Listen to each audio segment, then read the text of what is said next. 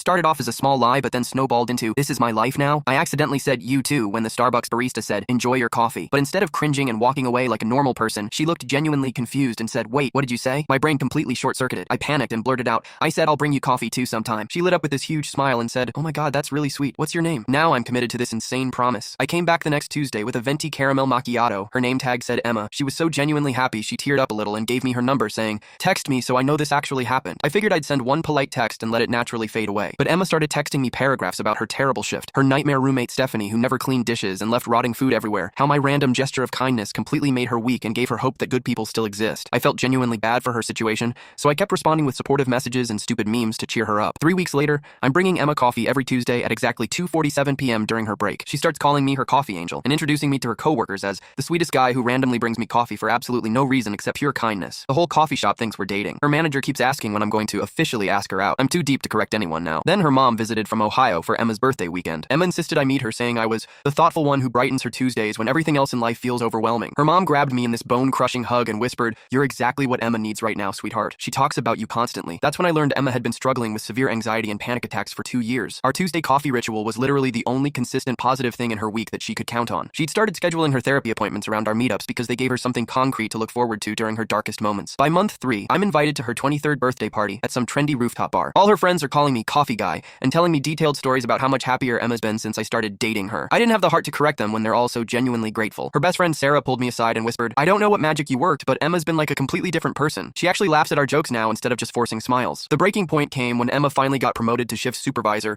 after months of anxiety about applying for the position. She wanted to celebrate at some fancy Italian restaurant downtown that she'd been saving up for. "I honestly couldn't have done this without our Tuesday tradition," she said, tears streaming down her face. "You've been my anchor when everything felt completely impossible. You showed me that I deserve good things happening to me randomly. I don't know how to properly thank you for saving my life." I realized I wasn't just bringing coffee anymore. I was accidentally someone's primary emotional support system and the foundation of their mental health recovery. Emma's therapist had apparently told her that having consistent positive social interactions was absolutely crucial for her healing process, and somehow I'd become that irreplaceable person in her life. Now I'm 4 months deep into being someone's weekly lifeline because I couldn't handle 30 seconds of social awkwardness at a coffee counter like a normal human being. Emma just texted me a 3-paragraph essay about how excited she is for me to meet her parents this weekend. They're flying in from Cincinnati specifically to meet the coffee angel who changed their daughter's life completely and helped her find herself again after losing hope. Her dad, Richard, apparently wants to take me golfing on Sunday morning to properly thank the young man who brought our Emma back to us when we thought we'd lost her forever. Her mom has been cooking my favorite meal all week, except Emma made up what my favorite food was because she was too embarrassed to admit she didn't actually know me that well. I'm completely trapped in being someone's accidental hero over a misheard "you too"